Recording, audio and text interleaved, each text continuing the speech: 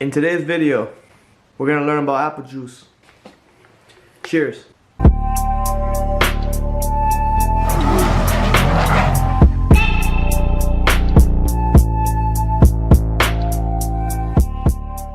I am just joking. So engine oil is very important for engines. It's like for humans, drinking water is important the same way as engines needing oil is important. But what you need to understand is the value of engine oil, why you need it to be fresh, why you need it to be clean. So engine oil has a major effect on the proper operation of your engine and the longevity as well. How long it will last depends on how clean you can keep your oil and using the correct oil. So first and foremost, the most obvious effect that engine oil has on your engine is that it lubricates your engine, meaning nothing inside is going to be metal on metal contact. That's the last thing you want, because you want all those moving parts to be lubricated with clean engine oil. That's why this is important. This right here also helps to cool down your engine. As you already know, since it lubricates those moving parts, it's reducing the friction as well. So cooling down your engine, that's also very important. This one you might not know, but it also helps to seal the piston rings. Okay, and you need these rings to be completely sealed because it helps in the compression of your engine. A healthy compression means you get more power, and that's obviously a very good thing. And it also helps to prevent rust and corrosion in your engine, which I'm pretty sure no one wants to find rust in their engine. That'd be pretty bad. So yeah, I mean, staying on top of changing this, that goes a long way. So yeah, if you let this get all old and slimy and all that, I mean, you're not gonna really get the best of all those benefits I just listed, right? So that's why understanding the value of this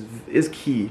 It's very key. Okay, you understand that you need to change your engine oil. You're gonna go out and buy engine oil. You get all these different ratings and numbers, and like for some people it just looks like a number. You just match it with the number on your engine, you change it, boom, you're done. So to help you guys understand grade numbers a little bit easier, I'm gonna break down a very commonly used engine oil, 5W30.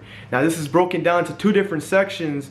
When you're looking at 5W, the W itself actually stands for winter. It means this oil was tested at negative 18 degrees Celsius and it tested as a 5, which means the Society of Automotive Engineers placed this oil in the viscosity range of 5. The one thing you want to know is the numbers you see, generally this has a direct relation to how thick the oil is going to be. Meaning if you see a higher number, like let's say 10 instead of a 5, it's going to be a little bit thicker of an oil. If you see a lower number, let's say 0, it's going to be a little bit thinner of an oil. So yeah, now when you look at the other side, you have just a 30 by itself. When you do go out and look for oil, you might just see a number with no letter, and what that usually represents is that the oil itself was tested at 100 degrees Celsius, and the Society of Automotive Engineers in this case placed this oil in the viscosity range of 30. So yeah, sometimes you might not see a W. It just simply just means that the oil itself was just tested at 100 degrees Celsius. It does not have a winter viscosity range. So to quickly summarize everything, W stands for winter. The number that you see with a W is the oil's grade rating when tested at winter temperatures, being negative 18 degrees Celsius.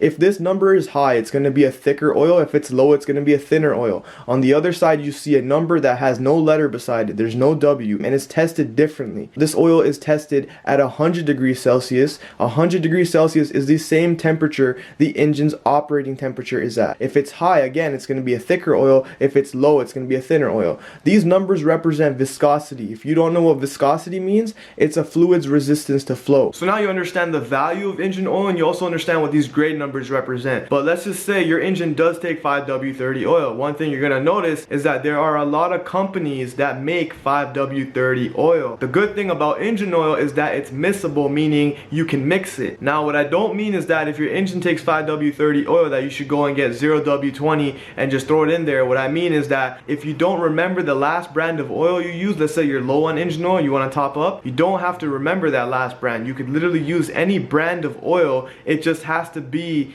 that same viscosity grade. So if it's 5W30, just make sure whatever you're putting in is 5W30. So when you are looking to find the grade number of your engine oil, you want to start off by looking at the oil cap itself. Usually it will be written somewhere here. It's not here in this case, but you see there's a little picture of a book that just represents the owner's manual.